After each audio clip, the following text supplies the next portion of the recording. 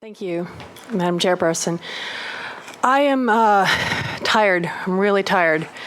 I'm 43 years old. I was born in the same year that Roe v. Wade was passed, several months later, and I have literally enjoyed the protection of Roe v. Wade my entire life. So you can imagine my dismay to be here fighting for it in case we lose it at the federal level.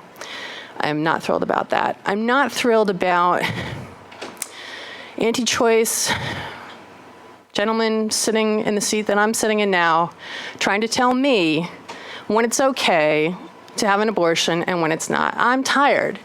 He doesn't know what an ectopic pregnancy is. And I want to ask the gentlemen senators in the room right now, including my representative, Senator Areno, whether or not you gentlemen would feel comfortable describing to a friend what an ectopic pregnancy is. If you just would like to give me a show of hands and tell me whether or not you would feel comfortable explaining to a friend what an ectopic pregnancy is.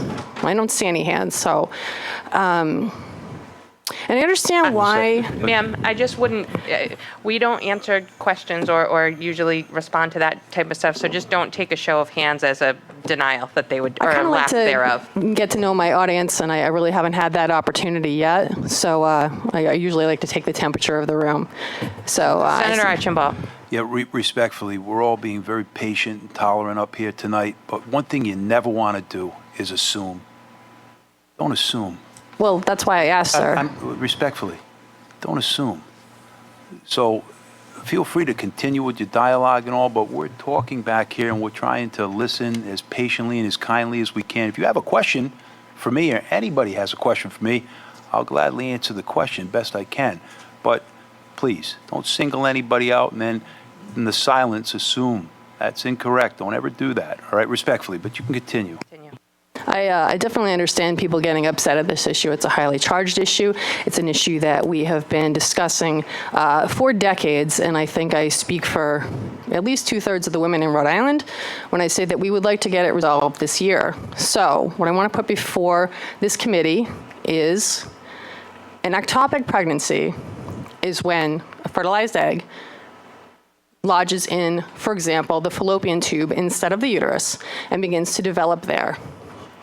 If that cluster of cells does not self-abort, it will continue to grow until it ruptures, for example, the fallopian tube, causing an infection in the woman, and damages not only her ability to have children in the future, but may actually take her life through sepsis. So in the state of Rhode Island, if we want to prevent women of dying from ectopic pregnancies, abortion needs to remain safe and accessible and legal, or we're needlessly throwing away women who may already be mothers to children, who may want to have children in the future. But if they have an ectopic pregnancy and we allow them to die because no one can have an abortion for any reason in Rhode Island, what have we gained? We've murdered a mother instead of a cluster of cells. The baby is not viable if it's lodged in the fallopian tube. It cannot be surgically relocated to the uterus. It can't be put in a plastic bag and nurtured to full term. Those are not medical options that exist today. We have a choice. In the case of an ectopic pregnancy, we can let the cluster of cells die through medical abortion, either with chemicals or by surgery, or we can let the mother and the cluster of cells die. That's the choice when a woman has an ectopic pregnancy. And everyone in the world needs to be aware that it is one of the many reasons that abortion needs to be legal. It needs to be legal to save the life of a woman who may already be a mother or may want to become a mother in the future, but she won't be able to do that if she's dead. She will leave behind those children. She'll leave behind her husband, or her wife. She'll leave behind her parents and grandparents and her cousins, aunts, and uncles. For what? To stand on a principle, to say no woman can have an abortion for any reason, and if you're unlucky enough to have an ectopic pregnancy and you die, I guess that's just what God wanted. I don't understand that argument at all, because no one ever says, maybe that's what the devil wanted. Maybe the devil wanted her to die of an ectopic pregnancy, and maybe we're all allowing that. if we make abortion illegal. Now you might say, oh no, abortion's not illegal in Rhode Island. Well, if we lose Roe v. Wade at the federal level, the whole game changes. And that's why women in this state are scared. They're scared that they may be in a loving relationship with a man, they may be trying to get pregnant, they may get pregnant, and it's an ectopic pregnancy. There's no reason to die from that. It's 2017. We have a way to fix that. It's called an abortion. Then she can go on and have however many babies because she's alive. I think that women in this country and in the world are afraid that if they get raped and they're impregnated from that rape, they're not going to have the choice to decide their own fate. And I have read, and I do need to verify, that it's legal in 37 of our United States that a rapist can sue for custodial rights to that child. Can you imagine being raped either by somebody you knew and trusted or by a complete stranger, having that man's baby, and then having to deal with that monster for the next 18 years of your life? Plus the 9 months it takes to gestate a child. I can't even imagine. I can't even imagine. And I don't know that all the men in the world grasp female fertility as a liability. It is something that women of my generation and the people that I grew up with in my neighborhood, my relatives, we have all felt unsafe. Unsafe because we don't know if we can really trust the people that say they love us. Unsafe because we're told what to wear and when to walk at night and where to go, and there just seems to be danger everywhere. And one place we need for there to not be danger for women in Rhode Island is in our laws.